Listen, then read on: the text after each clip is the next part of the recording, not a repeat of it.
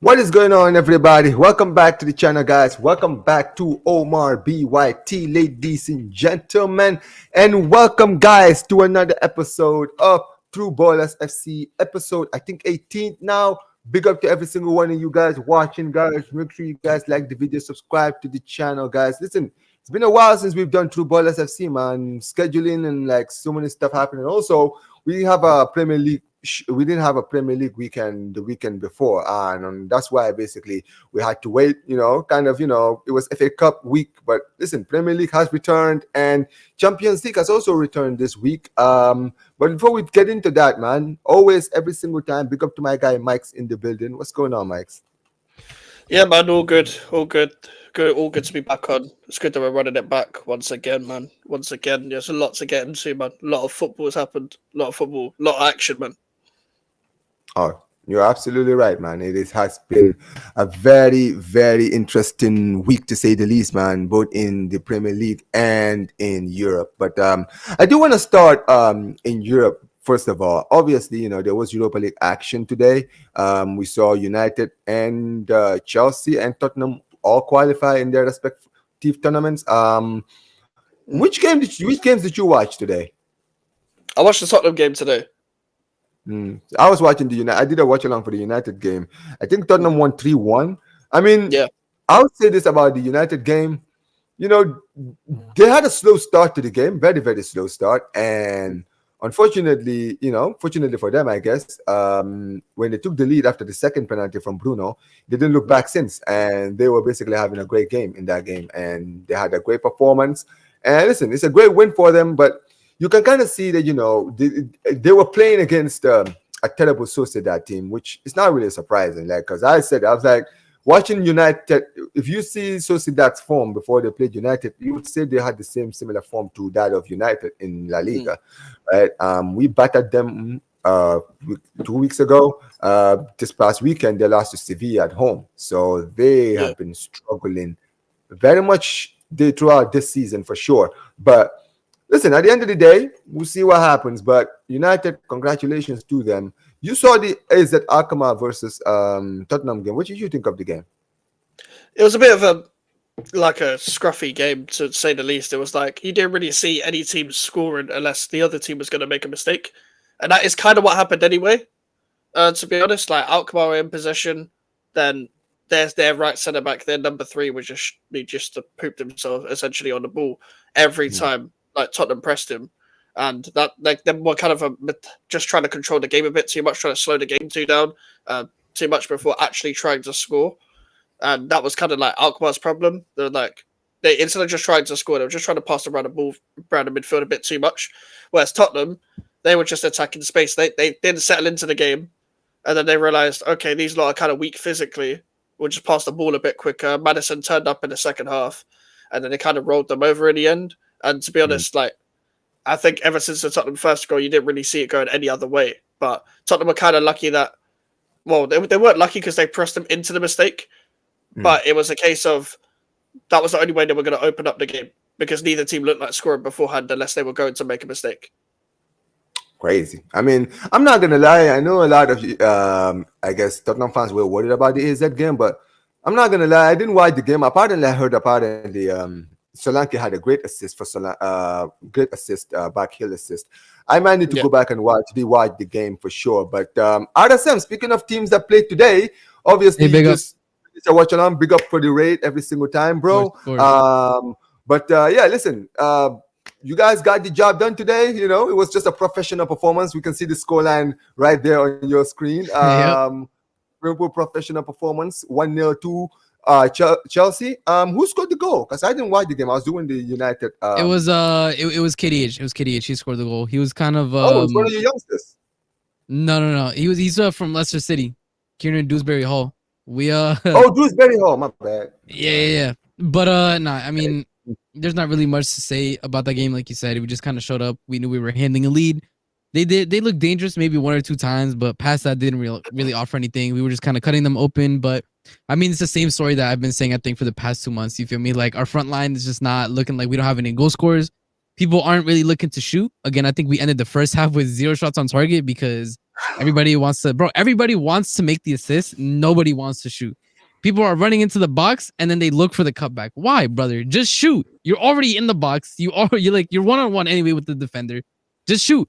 And then the couple of times that we did shoot, spilled the ball. We looked dangerous in the box. Like, again, it was the same problem that we have where the system and the way that everybody's playing is catered towards having an out and out 9, a fox in the box, right? Somebody who's gonna smell the cutbacks, smell the crosses across the face of goal, and just be able to be there and tap it in. We don't have that, and we've been struggling because of that. I mean, there's not really much to say past that. Like you said, professional performance. I'm not going to throw the baby out with the bathwater, et cetera, et cetera. Like, I'm going to be more pissed depending on what happens this Sunday with Chelsea, because that's what I'm mostly looking forward to.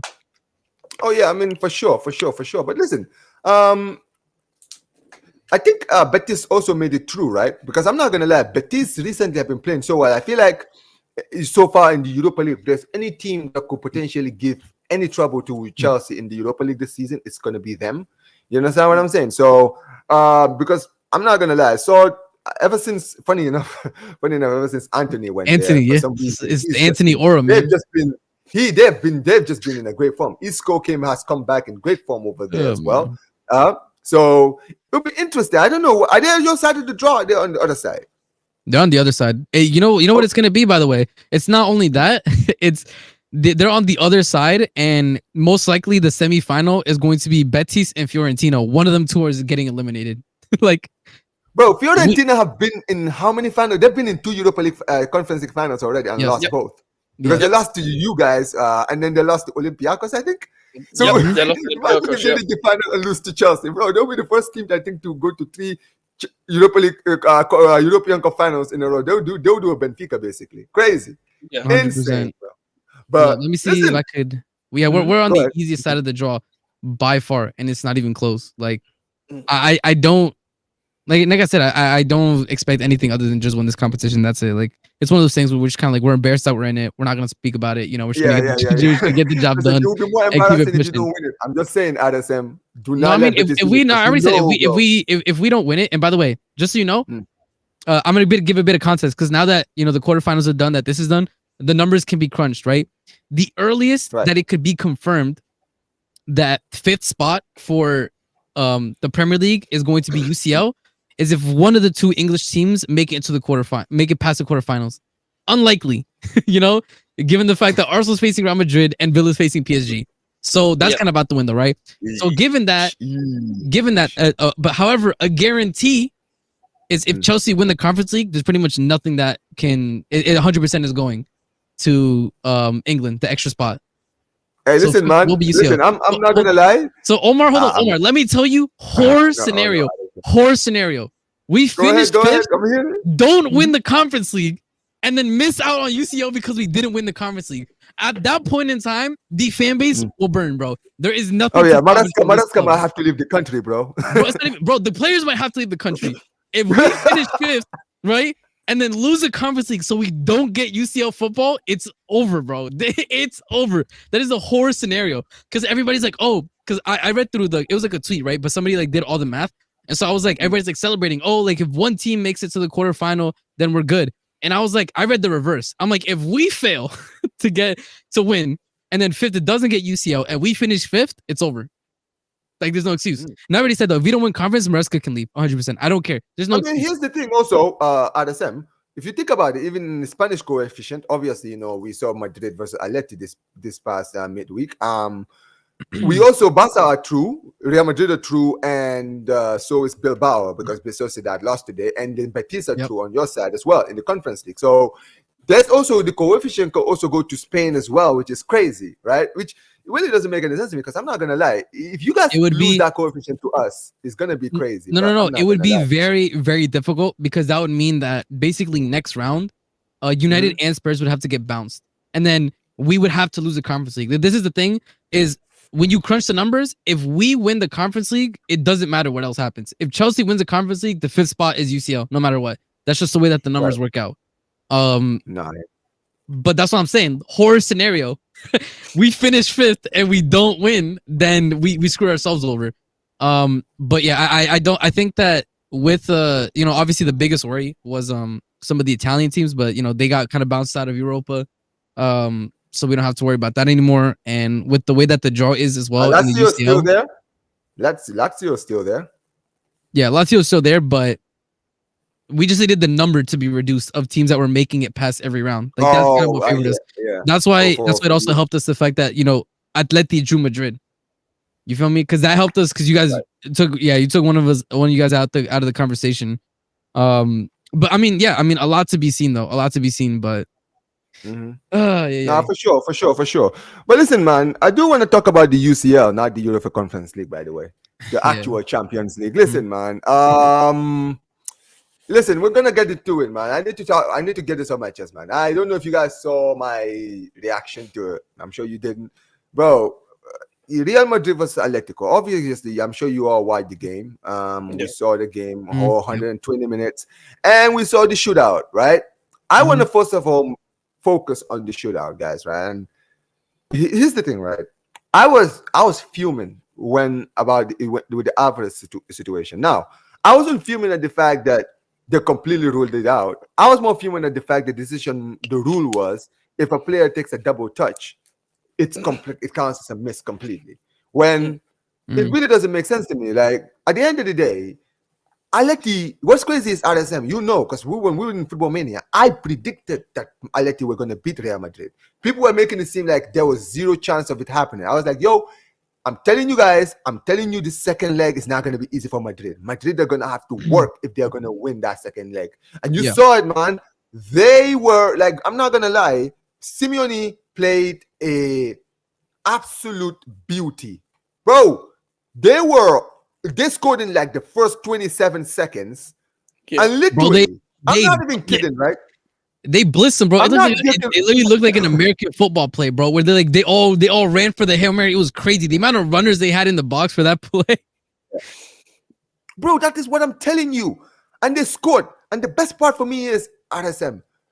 Honestly, the only time that Madrid looked like they had any chances in the game was in regular play is when Mbappe went down for the pen.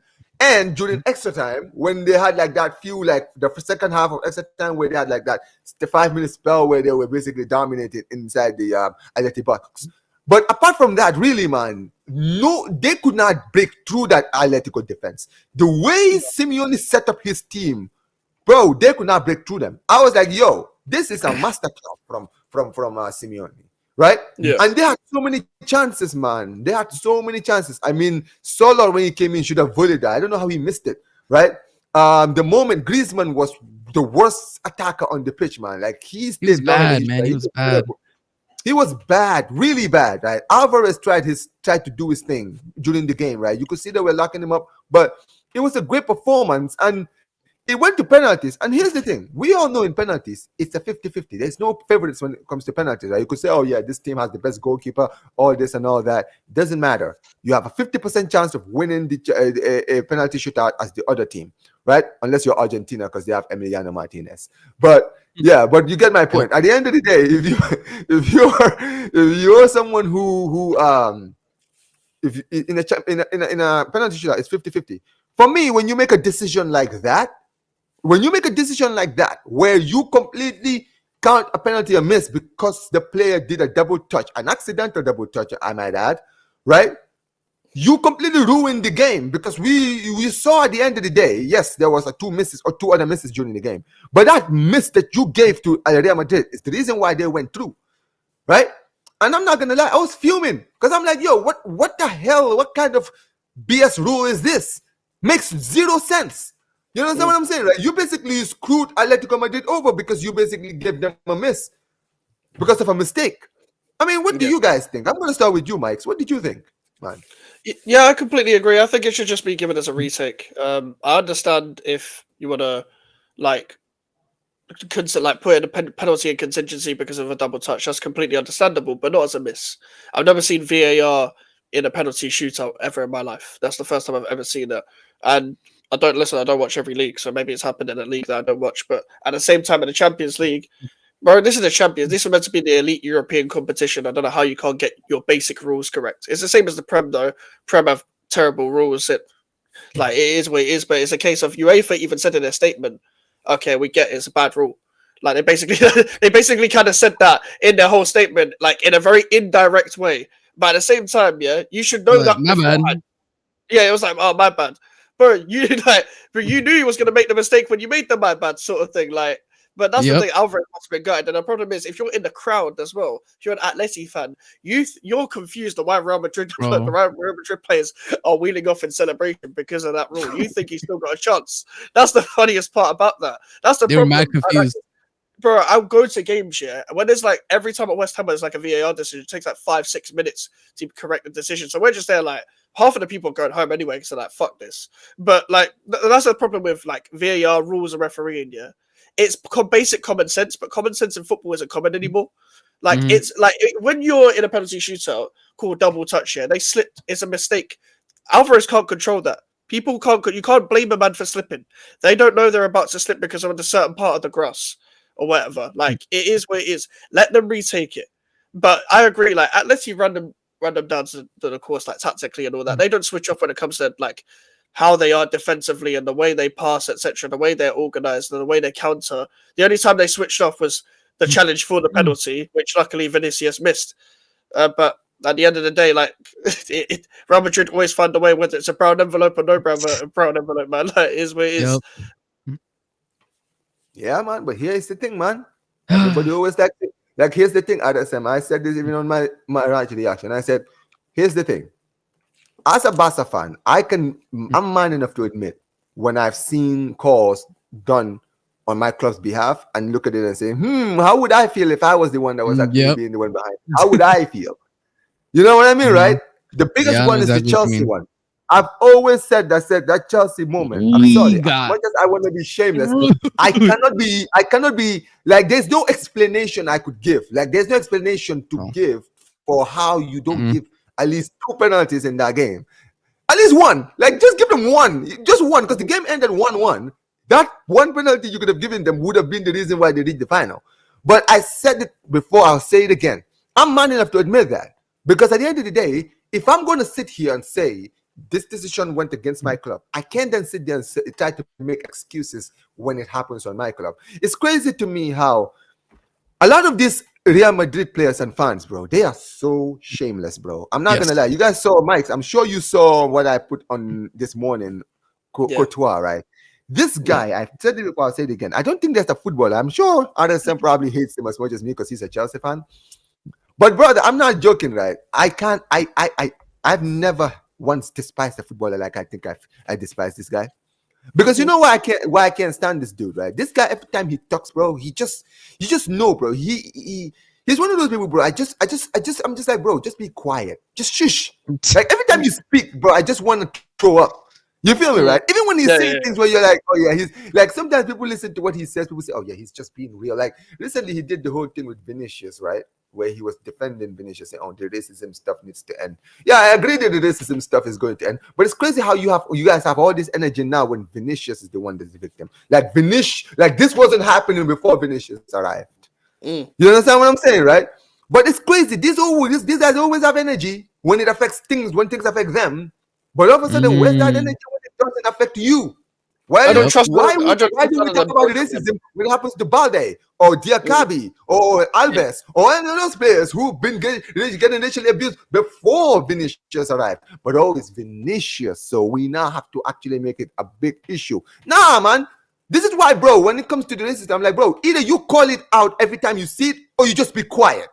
There's no selective when it comes to stuff in situations like this, right?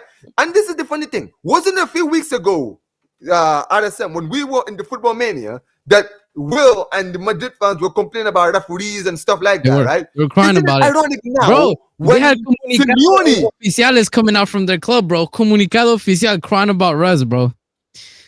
So you just can't think about this for 1 second, right? Yesterday, did you see? I remember I sent it to you, Mike's. Courtois said, these guys like complaining a lot. I'm like, bro, I've never heard Atletico complain once. But I've heard your club complain every single time. But it's crazy. They always complain. They'll complain about the Ballon d'Or, bro. Complain about the Ballon d'Or, bro. There you go, RSM. We all remember the Ballon d'Or. They refused to go. Why? Because their golden child didn't win the thing. Right? Pretty much. They refuse. They talk about referees like they're the only victims of referee BS when it's been happening to every team in La Liga, right? But all of a sudden, and it's funny how they always say, "Oh yeah, the referees in La Liga are not like the referees in the Champions League." What does that mean? I wonder what you mean by that, bro. I'm just done. This is why whenever Madrid says something, even if I'm like, yeah, you have points, I can't agree with you because I know it doesn't come from a good place. You understand what I'm saying, right? It Yeah. comes from like, yeah, you know when someone is saying something that you agree with, but you don't want to agree with them because you know they're not coming from a good place. So you just like, nah. Yeah, I know it's like what a you're doing, billionaire I'm not- complaining about another man's success. And this is man. okay, and this is my thing, right? I'll put it this way: like when the Alvarez thing happened, I didn't see right through all the replays and stuff, and then I saw there's like one angle. If you're like all the way up above, right, like you can somewhat see maybe his left foot slightly contacts above, right. So in my view, I was like, okay, clearly there would have been. I think they checked it for a total of maybe 30 seconds, right? Like it was like maybe 30 seconds, and they're like, okay, take the next pen. We declare that this is ruled out. For me, VAR gets included when it's a clear and obvious error, right? So if it was 30 seconds, they must have had some technology that was so clear, right? So I'm like, okay, maybe it was the technology that they have in the technology that they have for the World Cup, right? Where they have sensors in the ball, right? That detect if it's touched or something. And then I found out they don't even have that. So I need to know what technology allowed them to so quickly assess that he double touched the ball. Because the camera angles won't facilitate you figuring that out in 30 seconds, right? That's the first thing. The second thing is I do think it is a stupid rule. Like you should be allowed to retake it. And not only that, if we're gonna talk about subjectivity, then speaking personally, the way that he slipped, the way that he hit the ball, it in no way impacted the trajectory of the ball. Like it didn't. Look, if you look, he contacted the ball before he fully slipped. So and the funny like, thing is, it makes Courtois no went the sense. wrong way. Yep. He shot it left, right? Courtois went right. So even if he didn't take a touch like they said he did, that thing was still going in. Because the goalkeeper, I would understand if, let's say, the goalkeeper went the right way and the tiny little touch that the Alvarez hit on is the reason why Courtois didn't get to it. Bro, that is my point. It doesn't make any sense. You just mentioned it. Like, if they have some kind of technology that makes it clear and obvious for 30 seconds quickly, then they can make the decision that, yeah, he did get a touch. Show us this so that we can actually have no doubt.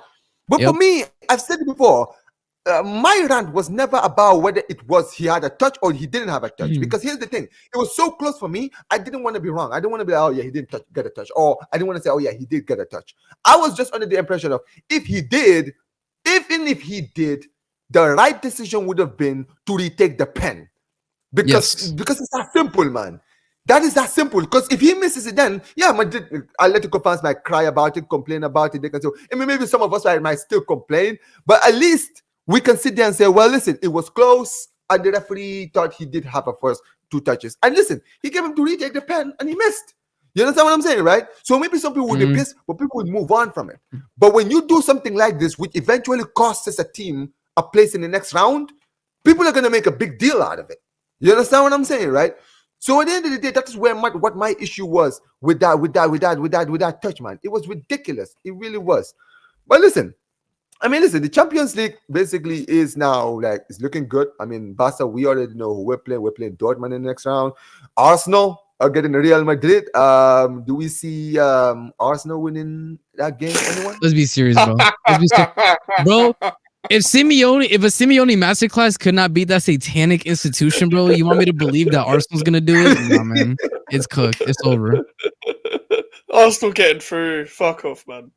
Yeah, man, oh my god, I'm not joking, guys. If somehow, some way, in some universe, this Arsenal team knock Real Madrid, I think some of us might actually need to take a break from YouTube, bro. Because if pigs fly, man. Oh, bro. Omar. If they beat Real Madrid, they'll lose the PSG instead, bro. Or Aston Villa. No, but it doesn't matter. You don't understand, bro. You just beat the defending champions. Like, you know what? But we know what Arsenal fans are like, bro. They like little victories. They will take the big victories, but also take the little victories. They will say, "Oh, Arteta didn't win anything, but hey, we beat Real Madrid. Don't forget who knocked Real Madrid out of the Champions League." Wow, let's go. Let's give them the knocked out Real Madrid of the Champions League Cup. Let's go, baby. That's another one for the dusty trophy cabinet, bro. Like, I want them to knock out Real Madrid. Oh, why? Why do you want it? Because you feel like it's gonna. Because nah, you bro. I'm guys- telling you, no, guys- bro. I'm telling you, El Clasico final is gonna feed the streets, bro. You guys don't know how to write stories properly, okay? You guys you're focused on banter. I'm trying to create a proper storyline. Like Hey, what listen, WWE, Ever man, said, WWE Arsenal storyline, let's Arsenal and Netflix FC. So let's write an actual story. Okay. You beat Real Madrid, you beat Pidge to it. So Arsenal fans will then act as if they've won the Champions League already, and you get knocked out by Emery. You get knocked out by Rashford. my That's the story I want. Rashford is crazy. That's the storyline I Oh, want. but imagine Emery. So wait, imagine but Emery then you're knocks saying, Arsenal out but you're in the saying final. Villa makes the final?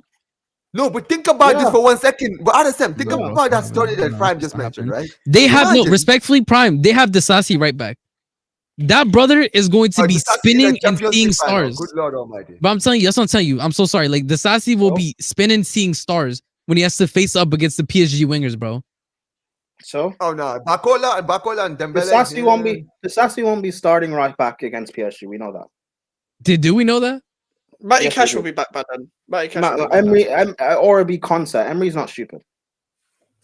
All right, I'm if you not say gonna lie, so. bro. That storyline would be crazy. Imagine if somehow, some way, Real Madrid get knocked out by PSG, Arsenal. They're And brilliantly, PSG they're get brilliantly knocked out. coached by PSG. Are brilliantly coached by Enrique, right? But I was Oh, saying yeah, this to they Mark are, they are. yesterday. Their forward line, I call it City girls. All sauce, no substance, bro. A City girl forward crazy. line. So it is. Ruby Rose and them, man. All sauce, no substance, bro. You don't wipe Damn. City girl. Listen, Omar, you wiped that Nasty wipe word. City girl, bro. And now you pass Of the course, PSG. Now PSG will pass over Dembele to Arsenal in a few years. So what happens, bro? It's heritage. You don't wipe the City girl. So Dembele. Emery in the final. Hey, listen, the story, like, listen, Arsenal beating that Real Madrid combined 11. Igal won't look crazy when they beat Real Madrid. It's what I want, man. Bro, oh What no, I want. Egal, if they beat Madrid, I'm telling you guys, nobody What? would want to see Egal. I don't think the internet are ready to deal with Egal, Bro, I'm bro. telling you, if it's you say not, that. bro. It's You guys- not. Oh, Bro, this is you not guys are happening, ready. bro. No, but Adesem, listen, I'm with Adesem, I don't think it's likely to. but I'm Saliba, gonna bro. be very honest. Saliba is going to Hold on, Bernabeu let me and say then this, staying because there, bro. He's not even going back to finish the season. I'm a Barca fan. Don't get it twisted. In my heart, I want Madrid to lose against Arsenal, but I don't think it's likely. I do not think it's likely. But that's what I want, obviously, as a Barca fan. But I'm just saying, imagine the story if they talking about knock story. Madrid out, and yes, just like Prime said, they're on a hype because now they think, yeah, we've knocked Madrid, yeah, Champions League is ours. They have to play Emery. They go You to the guys game against don't- Emery thinking, yeah, man, You guys Emery, Aston truly Villa, nah, that's going to be a understand. sweep. Arsenal fans are already talking about how, well, you know, we've beaten Real Madrid at the Bernabeu before. You guys don't understand, man. When they have to go face Villa, they're not going to treat it seriously. Arsenal fans will act as if they've won the Champions League. They'll act as if beating Real Madrid means they get their 15 Champions Leagues. Bro, No, I'm it's gonna the best. love it, And you know what's man. funny, bro? It's gonna hit like crack when Emery and Rashford knock Rashford Arsenal out. dagger. Bro, if that happens, I want Rashford to dagger. explain, bro. The crash Bro, out we're gonna see from don't guys like kill me, Northside, man. You guys- Gunner, and Do you guys- what's his name? Do you guys not remember? Oh my god, Do you guys not remember who Arsenal bidded for in January? Watkins. Oh yeah, Watkins. Yeah, 2 goals. Rashford and Watkins putting the Hey, dagger that's a sassy dagger header, man. Oh yes, oh my god! Imagine this assist goes That out is- of them, bro. Anderson is gonna Bro, be give it shaking. up, Hey, the bro. sassy pocketing Sterling. Hey, listen, man. Barca versus Aston Villa in the Bro, Champions League let me- final, let man. me We'll be cook, here for man. it, man. Yes, Man. sir. Let me cook, man. Yeah, man. What, But will the yeah, second leg be at the Emirates in that semi-final? Will be at the Emirates, right? Yeah, well, you're gonna stick it out with a 1-1 draw, a 0-0 draw, Hey. like last time Emily played. At Rashford dagger at Emirates. Gibbs Morgan running through the Declan Rice and the unnamed footballer in his 30s. You mean Morgan Rogers, right? Bro, Yeah. that kills me. By the way, that whole unnamed bro, it kills me. I'm not gonna hold you. Yeah, we know, we know, We who know it is. about the. All, No, all but we just need to say, We you know who. But- When he says we you know about who, Party we having know. the weird case. yeah, why is he around? Yeah, man. Yeah, why know is he about that, around? man. It's crazy. Mhm. Crazy. But yeah, listen. But yeah, listen, man. The Champions League looks very good. The quarterfinals is looking very, very nice. I'm not gonna lie. PSG versus Villa. I feel like it's gonna be very good. But I think PSG are gonna beat Villa. If, as much as I would like to, Don't rule Villa out. Don't rule Villa. Villa I'm out. not gonna lie, man. Like, Oh. and I feel like Oh. Enrique. I got want you like. Come on, I know. I'm not this. I'm not underrating Emery. I just feel like Enrique is like the factor of why I feel like they're gonna win. It's not just because of their squads. I agree, but I look at that PSG. Enrique is a brilliant tactician, but I look at that Yeah. PSG team. The best thing about that team is their midfield. The worst thing about Mhm. that team is their attack. It's all like I said, City I girls. mean, All you sauce. say that, but here's the thing, Prime. Before they played Liverpool, that attack was actually doing well. I'm just saying, listen, I'm not trying to give them any excuses, but if I'm going to be real, they were in a 21 game winning streak where even guys like Dembele, I think in the Yeah, they 2025, were he scored the scoring most goals. amount of But goals. once they faced an elite defense, they won't be scoring. Villa But they're have not an going elite. to play Liverpool. I feel like Liverpool is a harder test than Villa. Feel me? No.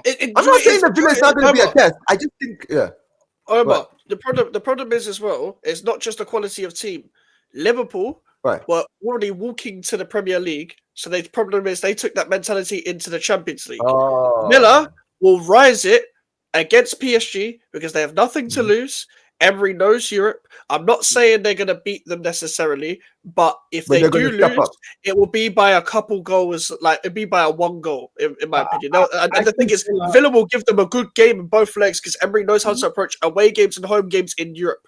He's done it time and time again before. It'll be against his former club as well.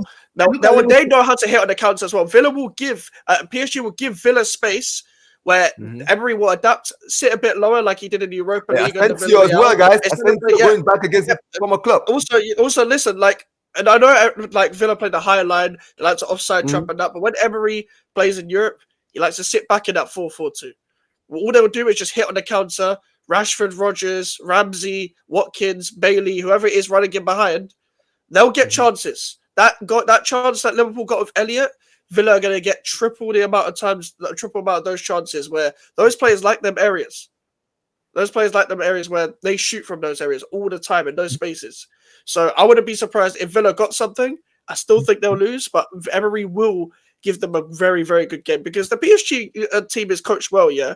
But as Prime said, man, like there's going to be a point where you're going to need a proper striker against some of these centre backs. Mhm. Yeah. I mean, I hear it. I mean, I think Enrique is working with Dembele in the middle recently. So Yeah, him, yeah. Barcola, and Kvaratskhelia are all roaming about. I mean, that's the thing. Like Kvaratskhelia is someone I did very highly. Barcola, yeah, he's very inconsistent. I if I'm disagree gonna with be you real. guys. I don't like. You don't rate Kvaratskhelia? I agree. No, about PSG beating Villa. Oh, PSG. Okay. Okay. I don't.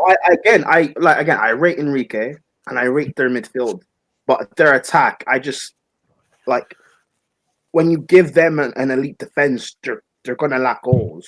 I look at Liverpool and their biggest weaknesses is Trent and Robertson defensively. 1v1, they can be got at. But I look at Villa, whether it's Matson or a Digne or a Konsa playing right back or Matty Cash, they're not going to get beat 1v1 like that. No, they won't. Against Kvaratskhelia or Dembele or Barcola. There's Yeah, they're gonna so I think Villa will sneak it and go through. All right, for sure. But listen, man, I do want to go into the past weekend Premier League. We had a lot of good games. Obviously, we don't really have any of the Arsenal guys in here, unfortunately. Both of them decided to not turn up today, just like they didn't turn up. Busy celebrating last around. weekend. Yeah, listen, man. They're too busy praying for Real Madrid, man. I get it. Yeah, play for Real Madrid. Yeah, we'll be here for it for sure. But listen, let's go for it, man. The first game I do want to talk about is obviously the big game this past weekend.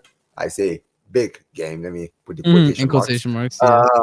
Yeah, there you go. Manchester United versus Arsenal. Once in our childhood, this was the biggest game in the league, right? Yeah. But these days, it's kind of like just watching two bums playing each other. Like especially, I mean, it felt like it watching the game, bro. I was like, bro, does anyone actually want to win this game? Like, is anyone interested in winning this game? Because this is why I'm not gonna lie, guys. Anyone always tell me, "Oh, Omar, why do you not do Premier League watch alongs?" Bro, I don't have yet, bro. You think I got time to be sitting down watching 95 minutes of that kind of crap, bro? I'm sorry, man. Like, I want to be entertained, bro. Like, I'm sorry. Like, even today when I was watching Sociedad versus Manchester United, bro, if it wasn't for the fact that my chat was active, if I'm gonna be real, I started watching the game at halftime. I started watching the game at halftime. You were entertained What? by world class Bruno getting a hat trick. That entertained. Oh, hell no. What? Why? Bro, Why that's not? what I'm saying. If it wasn't for my chat, Why? Bruno's better than Cantona, better than Zidane, better than Lampard, better than Modric. World class Yeah. Bruno, man. Most Respect him, overrated player ever. That's why I said. Respect him, That's man. why I said. Alright, man. No, I thought there, bro. I said it today during my stream when he scored a hat trick. I was like, bro, this guy scored. Like, this is the most classic Bruno performance I've ever seen. If there's any games, like, bro, this guy, when they say the term Bruno, it's literally a term now. It's not even like a joke. It's actually a term. Like, anytime you hear somebody say somebody did a Bruno, I know exactly what you mean. Like, that was a Bruno performance right there, bro. Did absolutely zero for 90 minutes and literally got 2 penalties. And I mean, the hat trick goal was, I guess, fine, but brother, he scored a hat trick today, and I was like, oh my god, this guy's What? Bruno's the equivalent of that guy who says he gets bare girls. You go to the club and he gets one number, and then he just stands in the corner for the rest of the night. That is the equivalent of Bruno Fernandes. Yeah, and then You got a number though. Did you?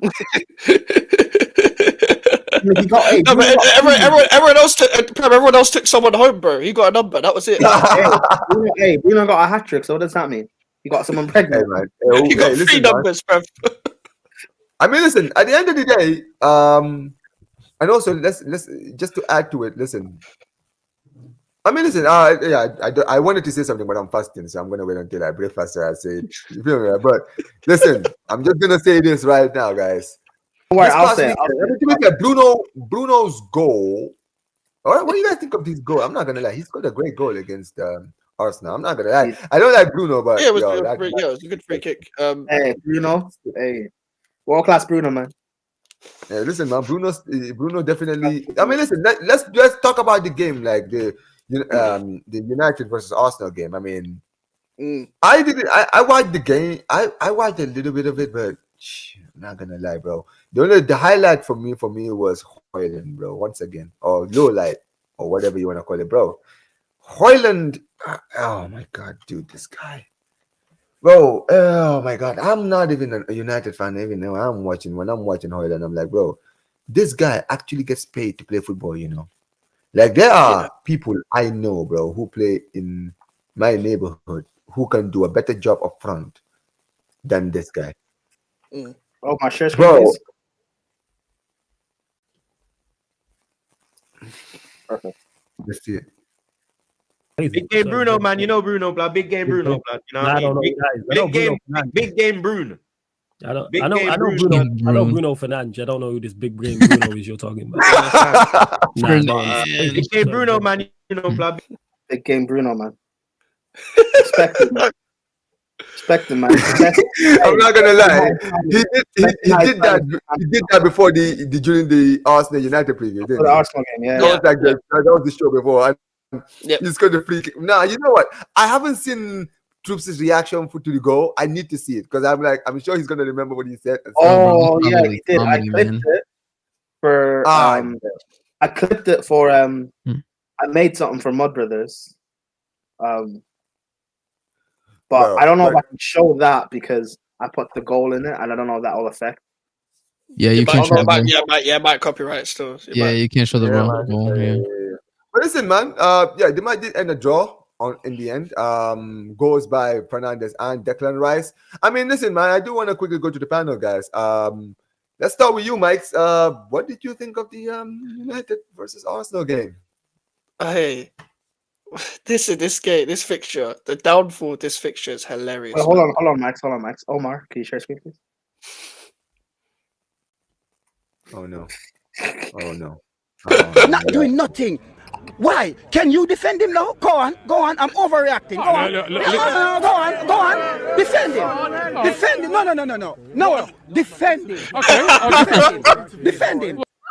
Not doing That's the nothing. mic. I love the slight nudge of the mic. Defend Yeah, him. it's great, man. But, like, legit, Yeah, Yard man always puts Robbie in the. I love the Yard man. I love Yard man. Bro. Yeah, he He doesn't. cooked, He doesn't. man. He's like, yeah, man. I love it. But yeah, man. Listen. At the end of the day, Mike, what did you think of the performance? yeah, the downfall of this fixture is hilarious. Because this fixture actually used to be quite good, quite entertaining. This isn't even a big game anymore. There's not even hype around it because one team's in 14th and rats, sewers, and all that. The other team is building murals and shit like that. I don't know what's happened to these two clubs, man. But that kind of summed up the game.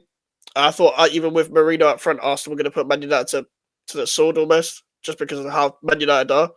But Arsenal do what Arsenal do.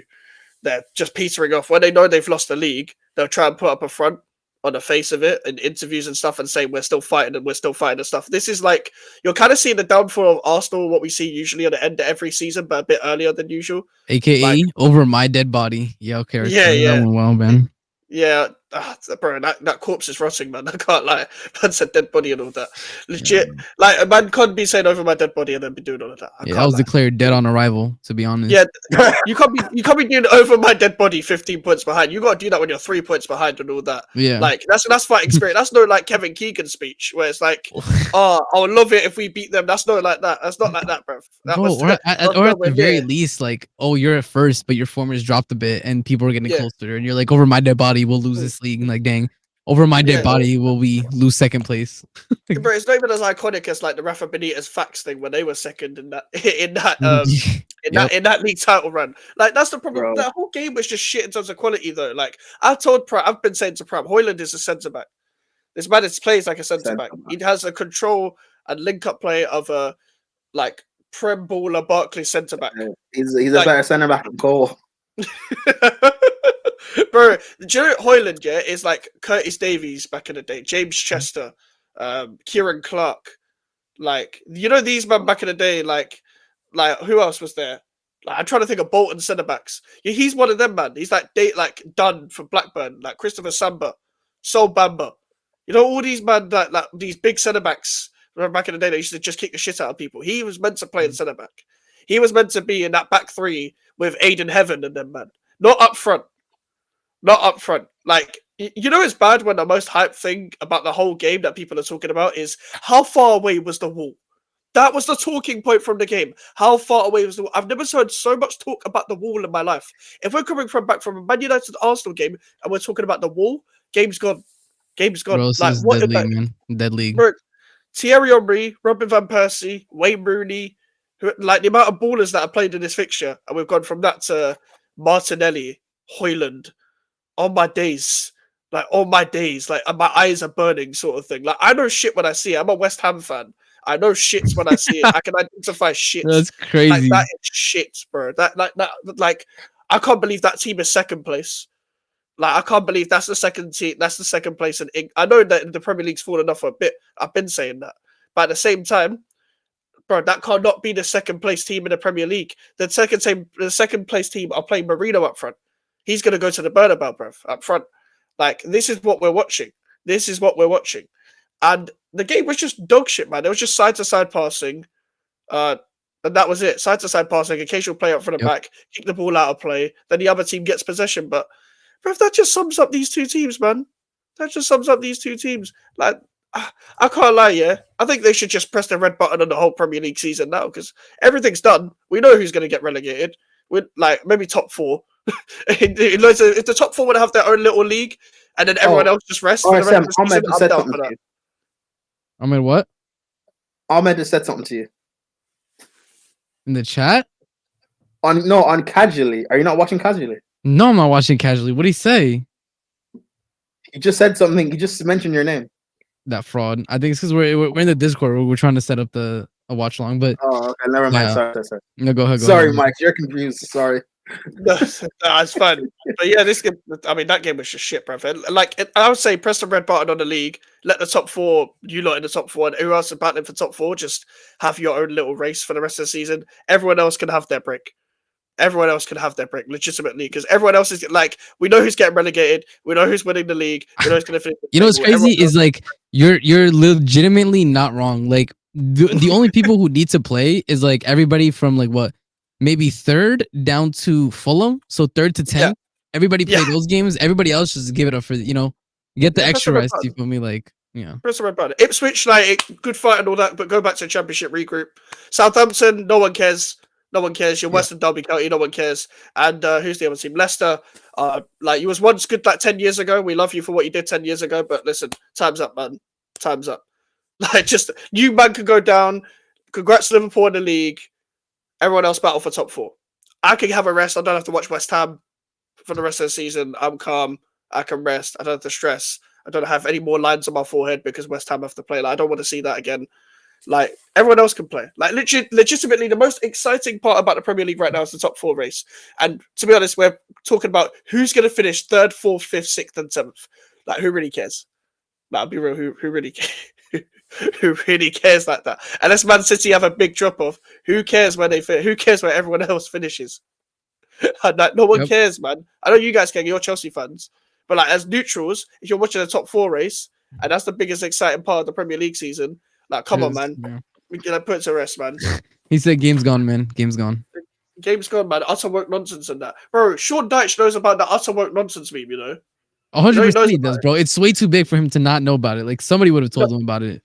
No, someone said him. He think he did like a cameo for someone. He did a cameo for like an upcoming like UK coach, like for Sunday League, that went viral for being like no nonsense, for being like the Sunday League. Wait, he did a cameo. Something like that. It was like a video. It might as well have been Cameo. It might as well have been sponsored by Cameo.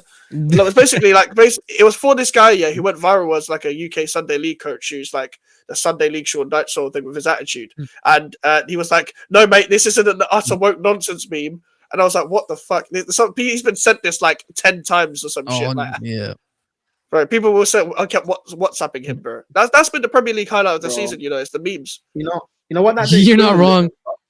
Bro, that's the equivalent of like when your parents start learning slang when you know it's dead. I mean, I knew that it was over. I knew that the league was over as soon as City fell away. Respectfully, as soon as City fell away, I knew the league was done. Because, bro, I mean, do I need to say anything on Arsenal? Like, we knew it was over. And I saw a lot of people like trying to say that like, this is the worst league and like that's why Liverpool won, etc., etc. Like, my issue is I would argue that in the middle of the league is more packed than it's ever been. However, the quality at the top is shite.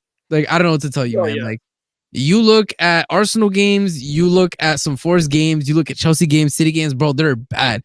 Even Newcastle. You feel me? Like, everybody loves Isak, but nobody sits down to watch full 90s of Newcastle. Like, they're not always pretty. Bro, they're not always pretty, man. I was saying this the other day because we played Newcastle, they weren't good. They weren't good, bro. I promise you. I promise you they weren't good. And that Brighton team, that's sixth right now. That's not even the best Brighton team I've seen in the Prem. That's not. Like, they got good individuals. They're not coached well. Dude, I would say the one with McAllister, Caicedo. That team, that was a banger team, bro. That was the best Brighton that we've seen, 100%.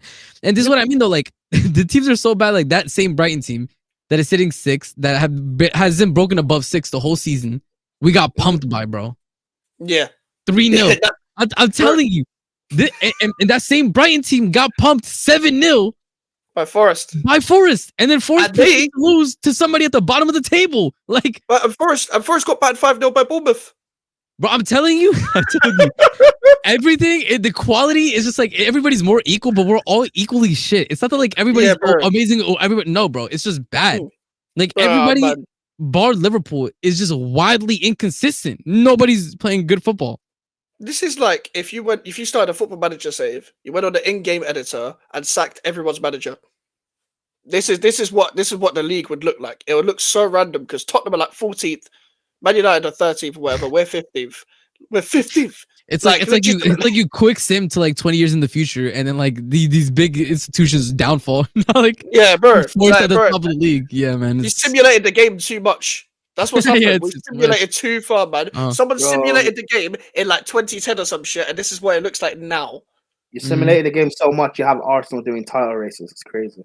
Yeah, exactly. No, you have Arsenal three-peated second. Nasty work, bro. The midfielders up front in the game because the team didn't buy a striker. That's a video game type shit. How do you three-peat second with no trophy? That's Nah, And bro, two it's different crazy. teams Like, won the league. it's like, bro, Wenger leaves, you quicks him, and now you're playing 5 at the back and a CDM at striker. Like, oh my, what happens to the game I love? Legit, like, it's crazy. It's like why I stopped playing FIFA, where like on career mode you could be like 5-0 up, and then you'll sim the second leg, you lose 6-0, and then you lose 6-5 in aggregate. It's like, what the fuck? I'm not playing this game again. I'm not playing this game again, bro. Fuck this game. Like, listen, that's what the Barclays is like now. It kind of sums where everything is. We've got FIFA being called FC 25 and all that. This is where the Premier League is right now. It used to be Barclays. We used to be a proper country, mate. Bro, no, legit, man. We used to have people shoot from outside the box every weekend. Now, everybody wants to do a perfect pass into the goal. Why, bro? Yeah, give me my man. I grew up on my weekly bangers. Where are my weekly bangers? You know why, RSM? You can blame Pep Guardiola for that. Of course, I blame that's Guardiola, man. Bro, 10 years ago, teams were sitting back against Arsenal and beating them on the counter. Now, Arsenal are trying to beat teams on the counter. Remember Bolton? Allardyce is Bolton, bro. I had Allardyce, bro. I had Allardyce at West Ham, bro. Allardyce, respect him, bro. I never said anything bad about him. I mean, listen, guys, I'm not gonna lie.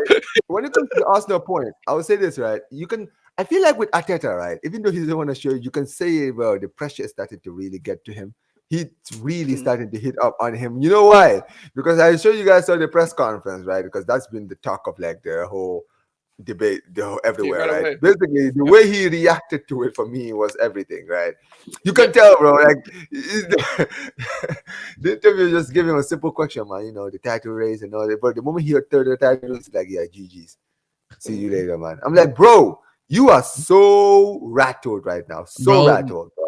It was. I saw a comment that was like Arteta could probably still lace up his boots because he dropped his shoulder and the cameraman had no idea where he went. You look at the interview camera and it legitimately could not concentrate on him. It was so funny, man.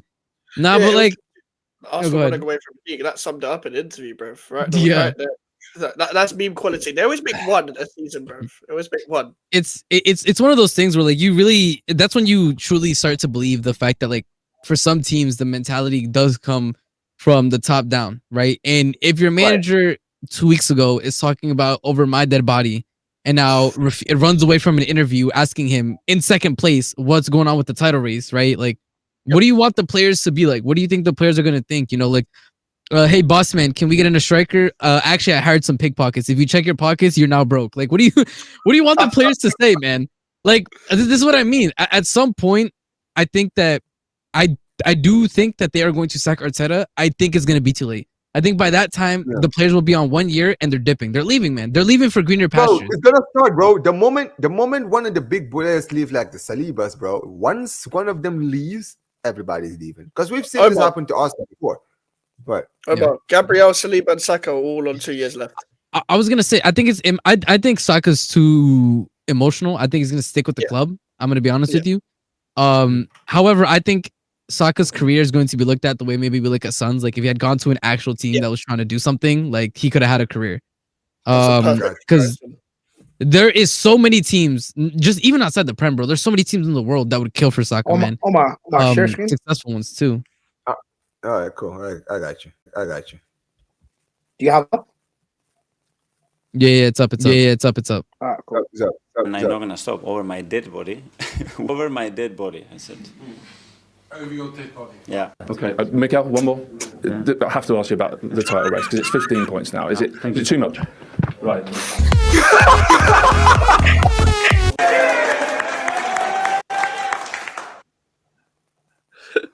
Bro, 20%. 20%. That's a real stat. 1/5 of all the wins United have this season is Arsenal. Yeah, that's nasty work. That is nasty. 1/5 of every. Nah. You know what's crazy? That means this season, 1 in 5 games they beat Arsenal. That's crazy. Nah, bro, that's a crazy stat. I'm with him, you know. It's crazy. Under camera, man. You want to see crazier? No. What's the stat, man? You got. By the way, every Mike, shot. you saw that drop of the shoulder, bro? He juked the cameraman. Cameron was not ready for that. You want to see crazier I've things? never gone for that angle in an interview. Yeah, he before, was. That was crazy. I mean, listen, what can we say, Let man? me show you. Let me show you crazier things. Arsenal fans. Oh no! Oh, no! no. Oh! Is it I up? see it. Oh no! Yeah. What is happening? Yeah, man, here. I Zombie. get the out. It's on mute. We can hear you. We can hear it. Can you? Oh, you can't hear it. Oh, I didn't. Fuck. You Okay. can share the audio, yeah. Send the camera, man. Yeah, because 2 morning zombie, bro. He says, I remember. It's a defender. "Oh my god!" Didn't say that. Arteta's gonna sign him to play in front. Yeah, listen, man. Arteta said, "Listen, man, I like the way you tracked me when I dropped my shoulder. Would you be interested in being part of the Arsenal defense?" You know. I haven't seen a set Yeah, piece coach in weeks, by the way.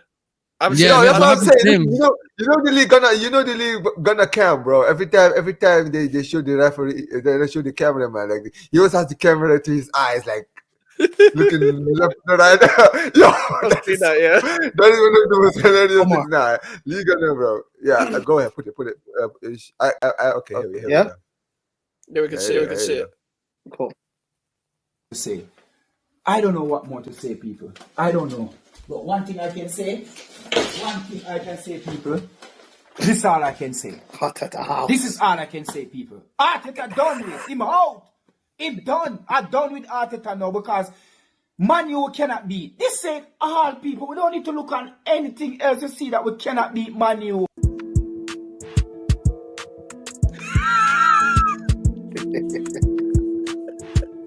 No. Stop. Don't go anywhere. Who's your Don't go source? anywhere. did say there was Real Madrid in Don't go anywhere. Since we are on a Chelsea show, and no matter what, you guys are going to banter. Premier League show, fam. But let me tell this. Let me say, I get it, but it's loose. I'm going to say this. Genuinely believe this. You guys are done laughing at Arsenal. This No, we're not. Do you want to go, Saint? Do you want to go, Saint? This whole thing about laughing at clubs, you can laugh at clubs when they're struggling and they're doing their rebuild. But when they're on the cusp of getting themselves back into contention, you can see certain things. Contention of what? Yes. This is why I want to get out here. First To be step, where? The top of the table. where? The top of- to where? Hold on. Wait, where? What? Hold You on. say top of the table. Wait, man said top of the table. Stop. Lewis, I said this at the beginning of the summer. When I came on and Slab was there. I said Arsenal on the rise and Tottenham on the decline. What are we seeing right now? We're seeing Forget Arsenal Spurs. You top of on the rise to where? Okay. On the rise to On the Say where? that rise. again, please. First of all, small progression from the league Looking table, from 8th to back to try to get back into the top 4 and compete for the top 4. So by the end of the Okay. season, come That's not April, slow progression. Arsenal is still going to be in the mix for top 4. That's one. That's not Two. slow progression, Miguel. Slow progression would be trying to get to the top 6. That's not No. slow progression. 7th. No. Stop. Don't go anywhere. Who's your Don't go source? anywhere. did say there was Real Madrid in Don't go anywhere. Somebody messaged me this in the group chat today and said that Mikel Arteta is trying to set up a team similar to Prime Barcelona. My question is, do you guys see it? I'm not gonna lie. I see it. And you're telling me that I'm the crazy one. Now let's go to Mons. Mons is here. Mons is here running agendas, talking about title race not this, title race not that. Who are you playing next week, Mons? You're playing Arsenal. You're coming to our ground, if I'm not mistaken. Am I wrong? You're coming to our ground, right? You gotta come to our ground and try to. You're talking all this shit. We're gonna see you in a couple days. Come say that at our ground. Come do that at our ground. You're not gonna be able to do that.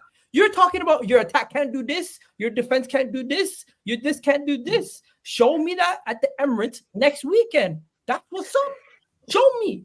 That's you keep talking about this. You know what? Some guy once said to Drake, "You gotta pop out and show niggas." You come to our ground and try to show us. You come to our ground and try to show us. That's what I'm saying. You come to our ground and try to show us. When you talk about Mikel Arteta will have a greater legacy at Arsenal than Antonio Conte has in the Premier League by the time he's done. Yeah, Tony doesn't have the answers either. And here, Yeah, that's it. Oh my days. Prime Barcelona. That And includes Prime, Havertz this and is who you Silva. want to beat Madrid? Why? Why would you subject us to that? I don't want to open Twitter and see counts, man. By the way, what he said, do you see what Arteta? This is what I'm like. I do not see what I do not see. This is what I see. He's asking me, do you see how it's like Barcelona? I don't. These clips. I don't. I'm on my thing. I do. No, I don't. I have no clue how that resembles Barcelona at all. By the way, these clips, right, are from the one where he said you're done laughing at Arsenal. That's from the season where they bottled top 4 and they finished 5th. The one where he's talking about Arteta will have a better Premier League legacy. That's from the same season when Arsenal bottled 5th or bottled 4th. When he was talking about Arsenal being like prime Pep Barcelona, that was the season when they were top for so long and they bottled it. Like, listen, I have receipts for days. For days. I mean, Gal does himself no favors, bro. Let's be honest. Like, there's no. RSM calls me Mr. Receipts, man. Receipts for days. For real. No, hold up. Let me bring it up. This is listen, man. When let me try to find the video. When this is your manager, bro, you just know you're cooked. You just know it's over, man. Like, you just, look at the way he touches his arm. By the way, look at this. Oh my days. That's your manager. Yo. Bro, I told you look, bro. I'll tell you, that's haram, bro. Not during this month. That's what I'm saying, man. I'm not trying to see meat. this. Nah, man. I'll tell you. Okay. See, here's the thing, right? Can I just say something? Yeah. Let me tell you something, bro. More than anything else, I am a man. It will be a cold day in hell, and I mean this in genuinely, bro. It will be the coldest day in hell if I ever let a man, another grown man, mouth. Look at his mouth. Look at his. Look at. No. Okay, wait. No.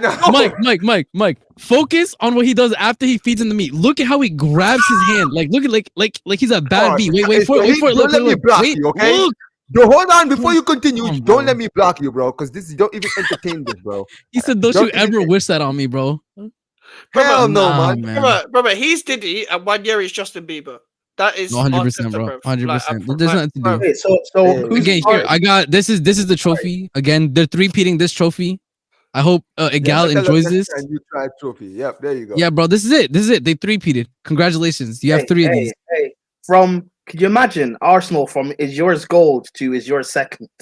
Your second place. But see, this is the thing. Okay, in the Bernabeu. This is the thing, Prime. Like, I am young enough to where I do not remember Arsenal ever being that good. That's the thing. I'm too young.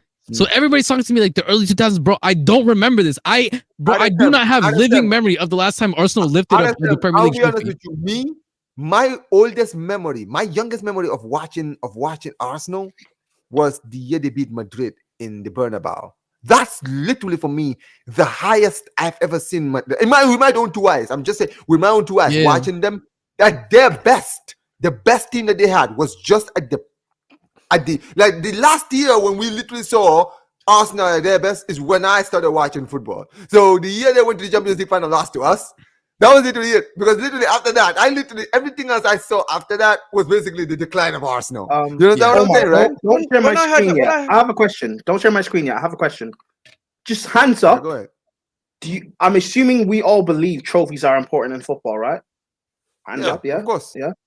Cool. Omar, share my screen now. It's this man. I know the one you're gonna show me. Listen to this. I know this. Why is that? We always do this trophies thing. Football is not only singly about trophies. There's progression, and your team. Not about trophies. Not every team is going to win trophies every year. Not every team is going to win the league every year. Boy. There's a lot of teams that are going to have good seasons in relative to what they are. And this season has not been a good season for Arsenal because we've not won anything. Can I just in say, the grand scheme, in comparison, I said football isn't about trophies. Do you know how bad this Arteta stint is, yeah? Pochettino at Spurs spent 410 million, had 2 title races, finished at about 87 points that season behind Chelsea. 26 goals conceded was our lowest in our best season, and we got to a Champions League final. Wasn't amazing, but he's considered a serial bottler, right? This is Pochettino's legacy is he's a bottler. Arteta spent almost double that amount in 750 million. He's had 2 title races. Most amount of points was 89. But then wait, hold on now. He's not ever done anything outside of that. No Champions League final, no nothing. That's more than Poch. So the first 6 months when you won the FA Cup, that makes it better than what Poch done.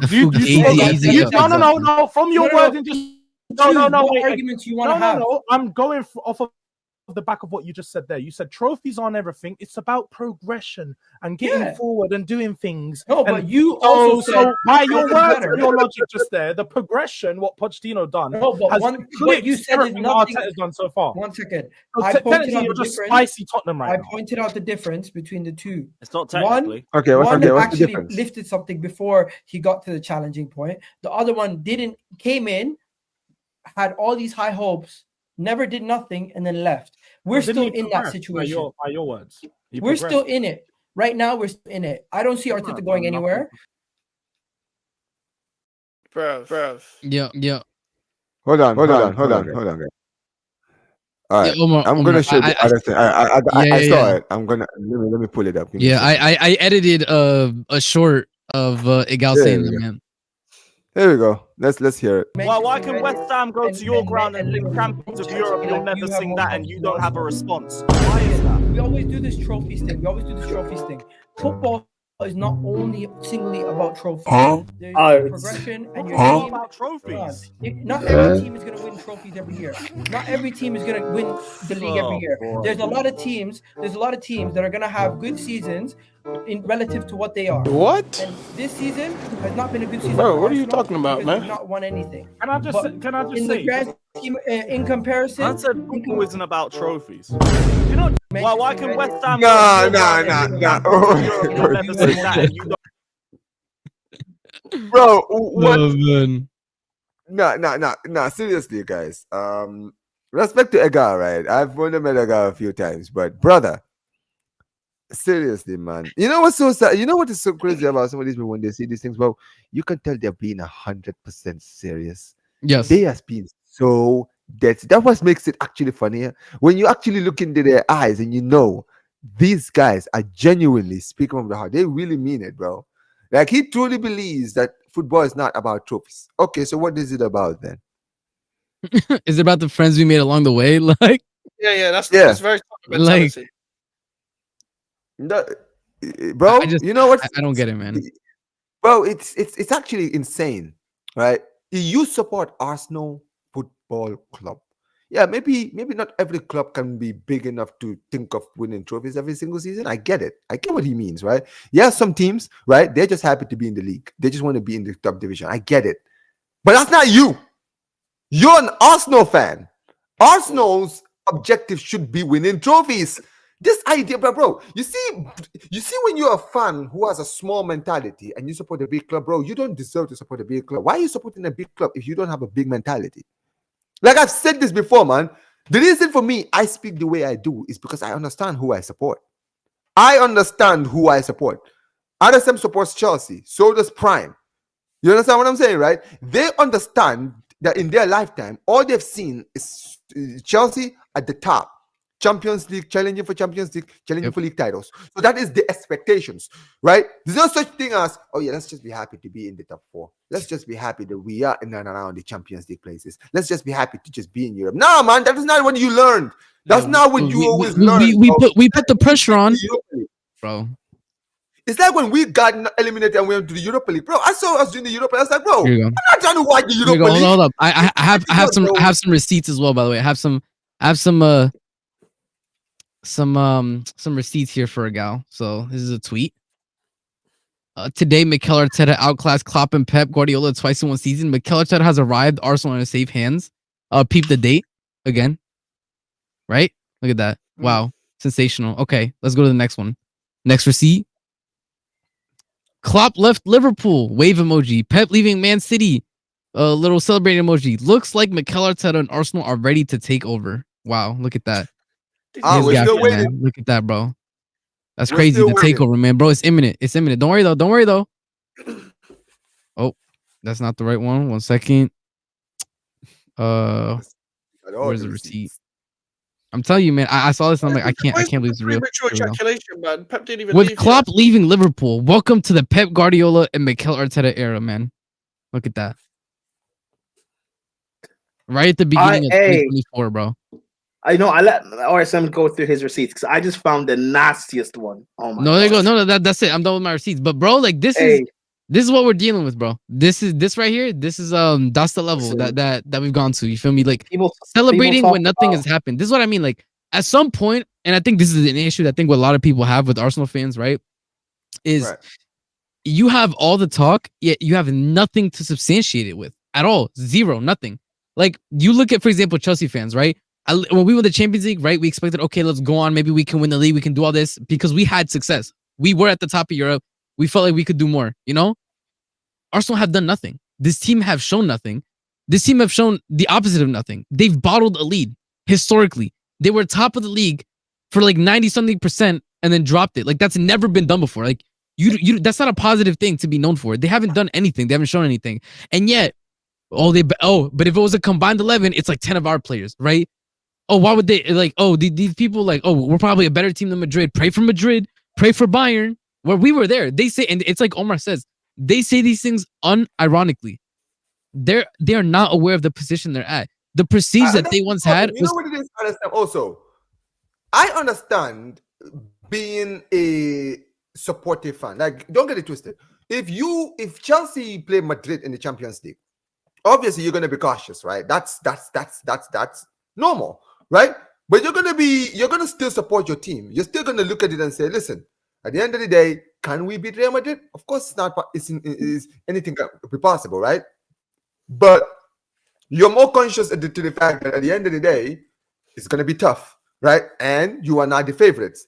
The problem with Arsenal fans is the way they speak. They genuinely think, bro, it's a full-gone formality, and that's why it is easy for us to throw you, because you don't accept the fact that, okay, we are underdogs, but we are confident, man. At the end of the day, we have the team. We'll go out there, we'll play our best, and who knows, man, maybe we might shock Madrid.